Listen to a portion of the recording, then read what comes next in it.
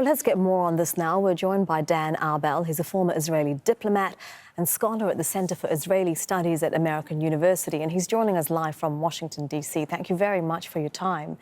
Do you think that this delay to the reforms will lead to any negotiations, any compromise between the government and opposition parties?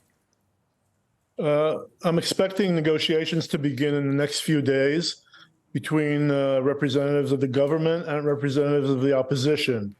However, these negotiations it's not very promising. The gaps are wide, and it's going to be very hard to reach a broad base of agreement over the proposal. And so we should give it a chance. There is a chance that it would succeed, but then I think I would be very cautious in saying there will be a breakthrough anytime soon. Is there anything short of scrapping these reforms that would be enough for those opposed to it? So among those who oppose it, you have the members of parliament, leaders of the opposition that have vowed and therefore are delivering on their promise to enter negotiations with the Netanyahu government. On the other side, you have leaders, ordinary people, leaders of the protest movement who are not willing to make any compromise until the proposal is shelved. And so there is a divide there, and it's going to be interesting to see how that unfolds. The protest movement is not going anywhere, and it will continue.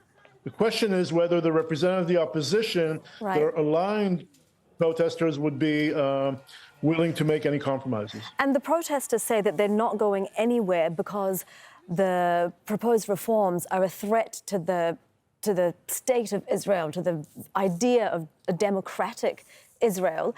And so that's why they say that they can't compromise on this. Do you think they have a point?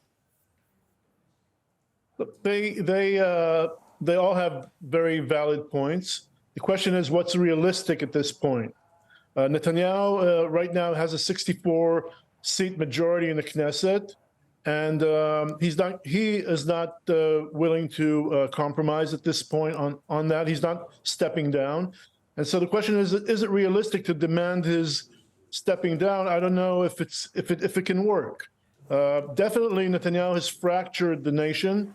He's definitely caused a lot of damage. The level of trust in his leadership is very low.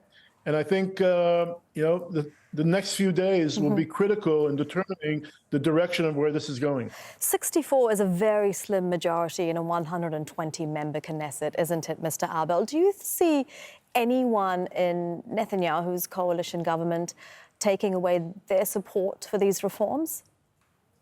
Right now, they're pretty united behind him.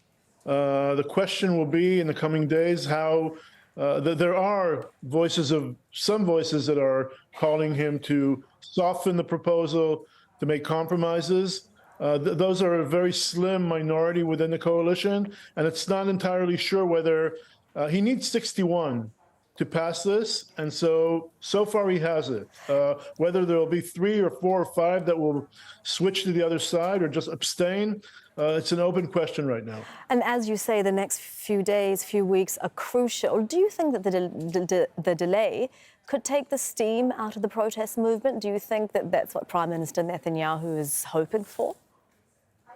That's definitely what he's hoping for, but the way I see the protest movement is very energized and is very determined, and I don't think they're going anywhere. And therefore, I believe that Netanyahu's hopes are just false hopes. He will not be able to dissolve this protest movement. That's my opinion. Mr. Arbel, it's great to get your insights on the story. We do appreciate it. That is Dan Arbel joining us live from Washington, D.C. Thank you.